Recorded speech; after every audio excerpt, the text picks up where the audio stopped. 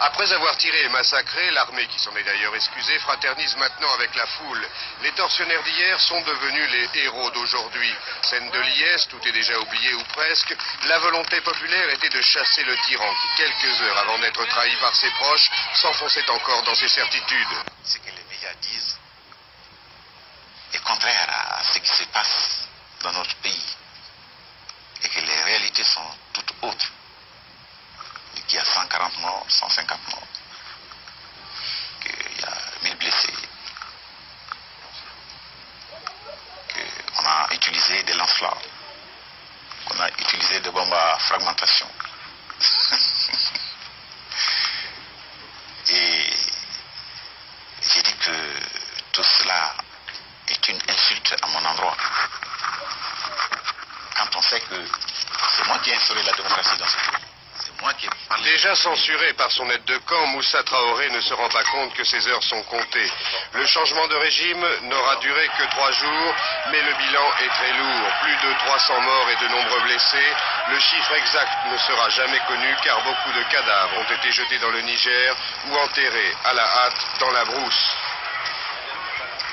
Le temps des règlements de compte s'instaure. Ici, un ministre lynché par la foule dont le corps brûle en pleine rue.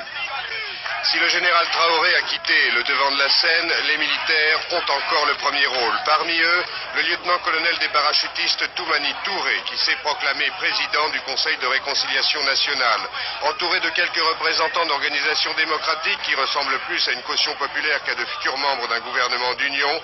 Et avant d'annoncer sa prise du pouvoir, Toumani Touré répond aux premières questions qui lui sont posées. Qu'est-il advenu de l'ancien président? Qu'allez-vous faire maintenant?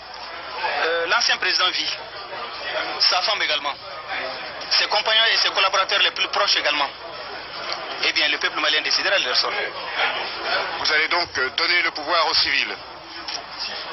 Nous ne sommes pas venus pour rester. Nous organiserons à temps opportun des élections libres et démocratiques. Les militaires qui veulent rester au pouvoir, il n'a qu'à lever ses galons et revenir dans les partis politiques. Nous partirons. Nous ne resterons pas un jour de plus. Combien de temps vous faut-il pour rétablir l'ordre et pour donner le pouvoir alors aux civils? Je pense que c'est une question piège.